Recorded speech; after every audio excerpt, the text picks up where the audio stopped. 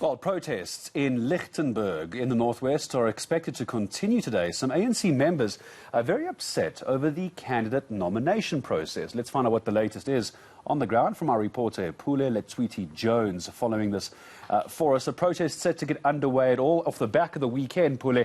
Clearly nothing has happened to try and stem the anger. Well, a very good morning. I'm Gareth, coming to you live from Lichtenburg here in the northwest. And as it has been right now, we've been tracking some of the developments in this community from around Saturday. Saturday afternoon, we actually got into a community meeting that was being held in this area.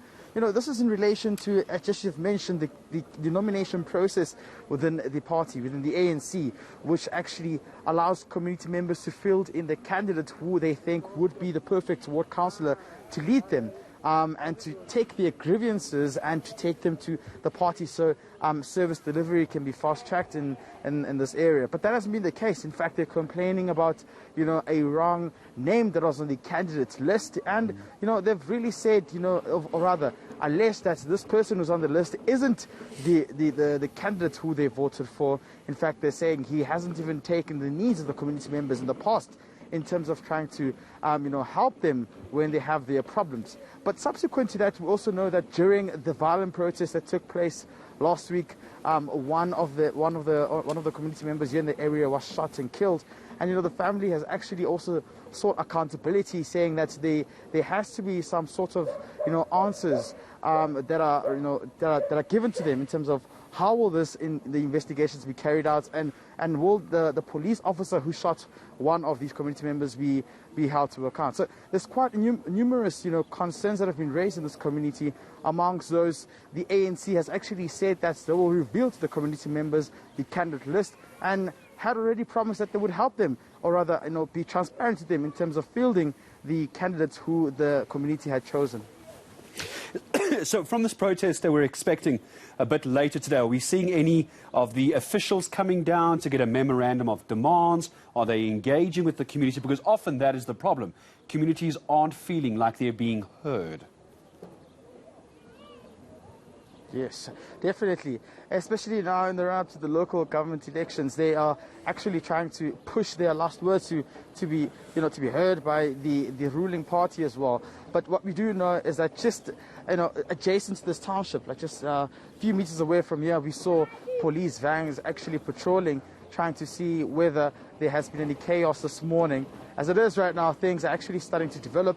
We saw numerous community members coming in as well, trying to plan and march to the police station.